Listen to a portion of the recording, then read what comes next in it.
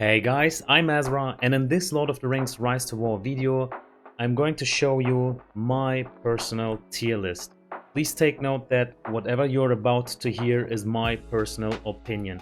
I'm going to rank every good side commander, and this is the categories I will be using, like from OP, too strong, good, average, too weak. I'm going to rank these commanders to the bottom, and yeah, the more to the left the commander sits, the stronger I consider him to be. Please take note that I tried to consider fighting against good side as well, but me playing on a role-playing server, I must admit that I have even considered more fighting against evil side with these commanders. So this is my result. Alright, let's get started. So, Gil-Galad. Where do we want to put him? Amazingly strong commander with elven units. He does to the Witch King what the Witch King does to everyone else, except Gil-Galad isn't relying on elemental damage, has a strong pursuit mechanic and also a stun as a CC. And he works well with easy to conscript elven units. He is definitely OP, but can be countered by the effect pursuit. But I still consider him OP, so let's make some room for him over here. King Aragon is such a strong commander. If you know how to build him with the right skills and items, I think he is OP. Especially when we consider how strong he is with his Respect 10 item and Respect 5 title. He is just brilliant for PvP. The more respect he has, the stronger he gets. In regards to Arwen, I'm going to place her right here in the strong category for the time being.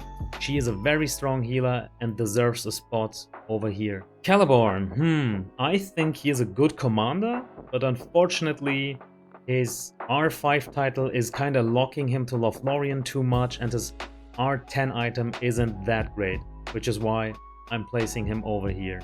Let's move over to Círdan. I had even more problems figuring out how Círdan works, and I failed in the process. He seems to favor Lindon on one side, and on the other side, his R5 title works with a random effect proc, and I don't like having no control of what is supposed to be proccing. Maybe this is the reason why we don't encounter no Círdans at all on the battlefield. I'm going to place him next to Celeborn. Then we have Dain over here, who deals tons of damage by himself, and his R10 item is also supporting his warrior role just right, and I think there is no commander who can be a real threat to him.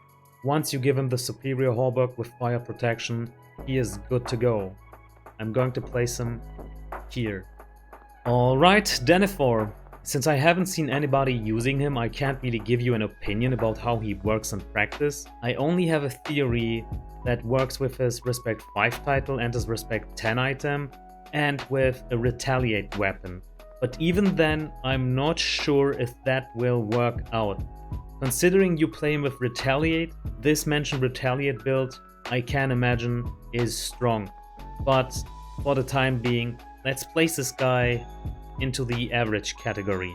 Now looking at Dwalin, I have to put this guy all the way up over here. He is a very strong commander, since he has not just only good commander damage, but he is also boosting and protecting his army with the skill set. Don't be misguided and invest into his R10 weapon. I think that the Giant Hammer or the Axe of Khazad-dûm with Cleave will further increase how viable Dwalin is. But above all, he is so versatile that I'm going to put him over here. Elladan has given me a hard time figuring out how this guy works, but I just couldn't make any sense out of his skills. They just don't synergize with each other. He is a warrior type commander paired with a lot of army supporting skills and tries to do everything, but fails in the process. I think this is the reason why we don't see him on the battlefield at all. I consider him a weak commander. The same goes for Elrohir. I'm just confused what to do with him. He is landing here at the weak category as well. Elrond seems very strong against evil side, but not so against good side. I think we can see him as a strong commander, but I'm not quite sure where exactly to place him, so for the time being, I will be placing him over here. Then we have Aomir. I think he's a very strong T2 commander, and he's even better than Theoden considering how much commander damage he is dealing by himself, in addition to the damage of his mounted units. And let's not forget how strong his R10 item is, which you can invest in, by the way, if you wish to main your Aomir. I really like how good his R10 item is against good side, since you aren't just dealing more damage with it, but also prioritize range units, which good side has a lot of. Against evil side, you should be careful not to charge in with your mounted units. Avoid fighting fire damage. But yeah, he is definitely strong, so I am going to put Aomir right here. Now, Eowyn, being a mounted unit commander like Aomir and Theoden, they all have the same weakness. I just can't overlook the fact that against evil side and fire damage she is much worse than her other family members, but she's still a brutally good commander against good side. So I'm going to place her into this strong category right here. Then we have Falgen, and I think that he is very strong once you invest a lot of gear and his respect 10 item into him. I have seen some decent reports and consider him even better than Dwalin. Let me put him over here. He is running a 3-unit army, is economy friendly, and works against both factions very well, which I really appreciate. So right now I consider him the strongest in this category. Let's see if he can keep that place. Boromir seems to have a lot of potential once he gets his respect 10 item. He becomes insanely strong for the first 2 rounds, but can be shut down by commanders who specialize in burst damage mitigation, such as Mouth of Sauron, or by commanders with Convener. He is very good against good side, but not so against evil side. For me, Boromir is a solid commander, but I have to place him over here, right after Dwalin, right here. I'm not sure if he is better or worse than Dwalin. We have to wait for those reports. T2 Aragorn is a commander whom I consider strong. Unfortunately, his R10 item isn't really synergizing with his skill set. So let's put him over here in front of Arwen. Frodo and Sam do have a cheap way of fighting with their evade and madness skill.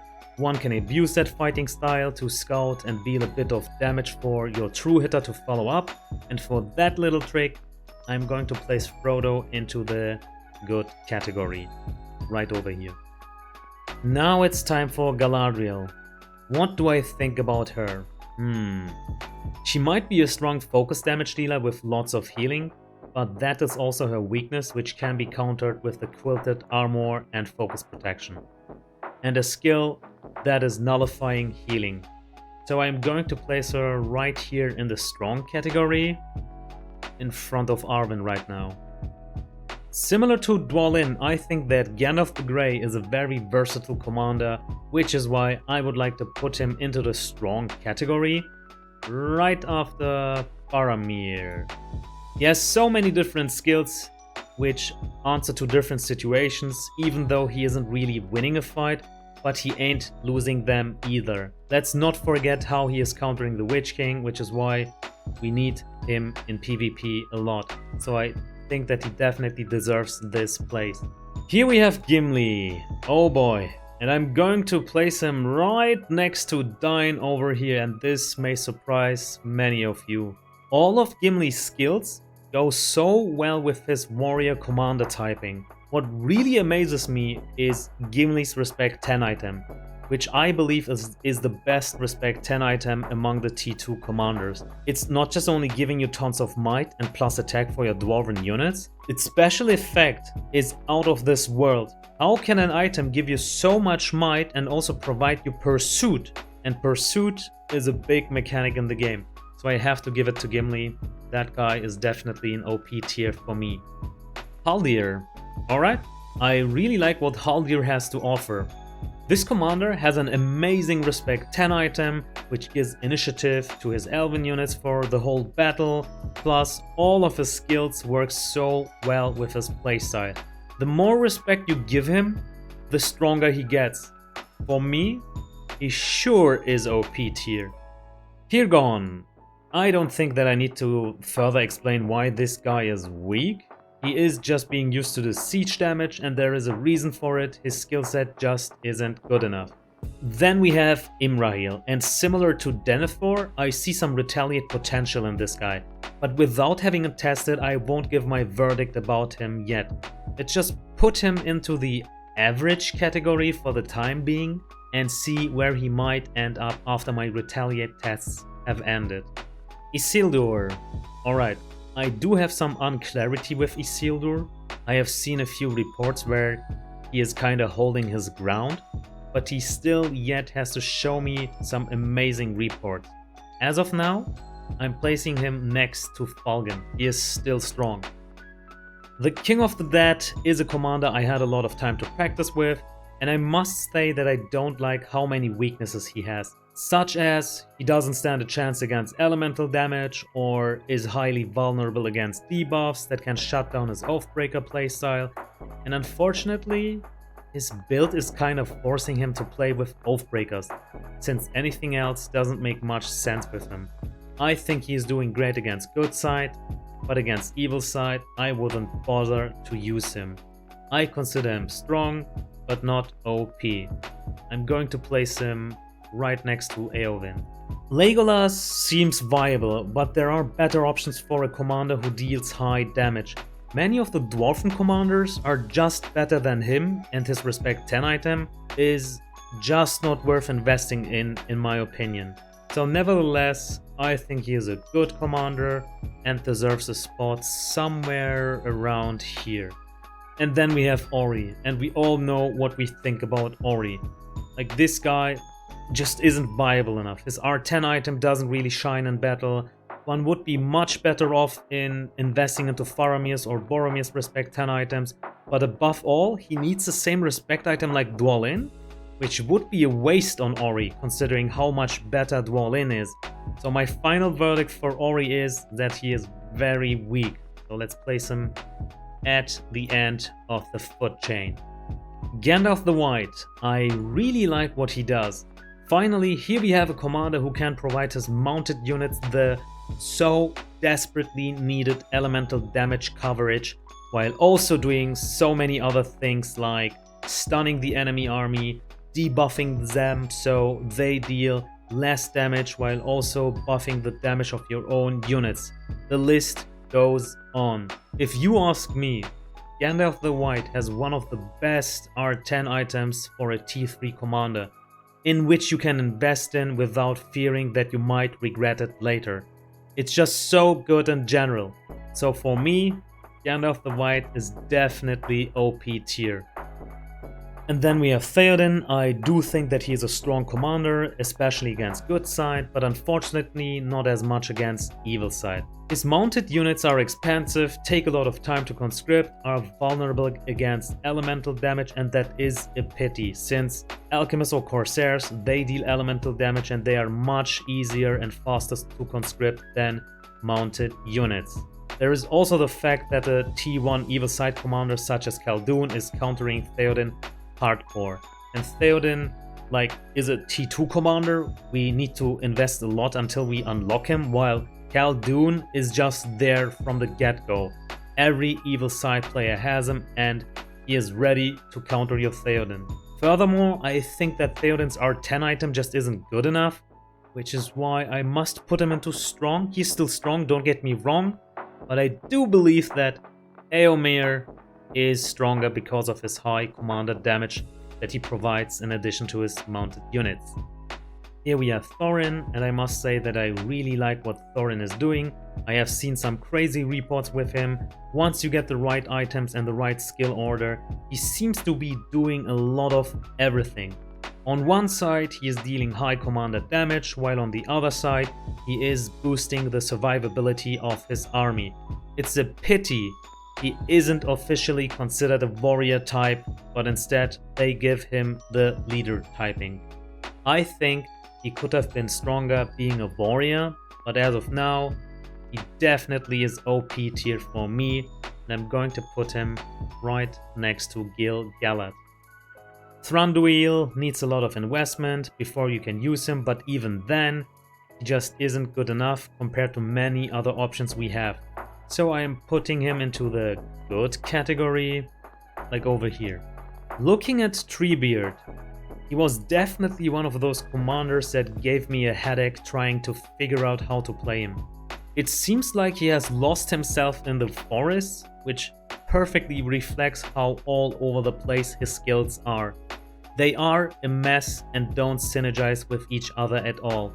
After he was released, I haven't seen any Treebeard that came close to be a threat to me anyway. Evil Side has just burned one Treebeard after the other. I just can't imagine a scenario where he makes sense. So my judgment is going to be hard but fair. As of now, Treebeard is the worst T3 commander in the game and needs a thorough rework in my opinion. I'm going to place him among the weak commanders all the way over here. Yes, next to Ori, that's where you belong. If it comes to Merry and Pippin, I don't think they are good. I'm going to place them immediately over here as being weak. Having a look at Boromir, I think that this commander is underestimated. This guy's skill set has a lot of potential which you can unleash once you give him elemental damage coverage and invest into his R10 item. But once that heavy investment is done, I do believe that you can count him as a strong commander. So I'm going to place him next to Theoden.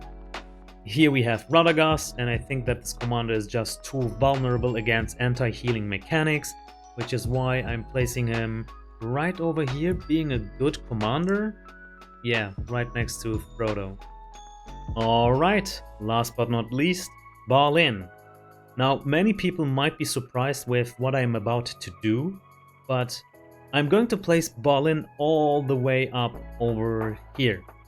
Yeah, you might be surprised. Why am I doing this? I'm not talking about a normal Balin, but one that has a weapon with the special effect Retaliate. There is no other commander in the game right now that works so well with Retaliate. And Retaliate is exceptionally good against an army that consists of melee units. Evil Side kinda tends to go heavy on melee units, so that's already a good thing for Balin. And also that he provides fire protection with his Respect 5 title, while also self-sustaining his units with his Respect 0 title. On top of that, you can play his style all day long since your Balin just needs a single tanky unit in his army. In other words, he is friendly to your economy. For me, Retaliate Balin is the alpha of this food chain. After having finished this list, I think I didn't do enough justice to a couple of commanders. Now let me fix this. Coming back to Aomir. Since this commander has like all the good skills Theoden has, but in addition to that, a ton of commander damage. In addition, he also has a brutally good Respect 10 item. I think these three reasons are already enough to catapult him all the way up to OP tier. The question is, where exactly? I think he is better than Gandalf the White, and he definitely deserves a place right next to King of Man. I also wasn't fair enough with Elrond. I do think that this guy is very strong, and if it wasn't for Faramir's brutally strong Respect 10 item, I would have placed him right over here, but because of Faramir's item, I have to put him over here. And I think that I wasn't fair enough with Galadriel as well. So I know she can be countered with Quilted Armor and Focus Protection, but so can the King of Dead be countered as well. But Galadriel at least has self-sustain, so I think she is better than the King of the Dead. And that should be my correction. This now looks more realistic. And there you go. This is my personal tier list. What do you all think about it? Am I right? Am I wrong? Please let me know in the comment section below. If you enjoyed this video, let me know by leaving a like and consider subscribing. I see you guys next time.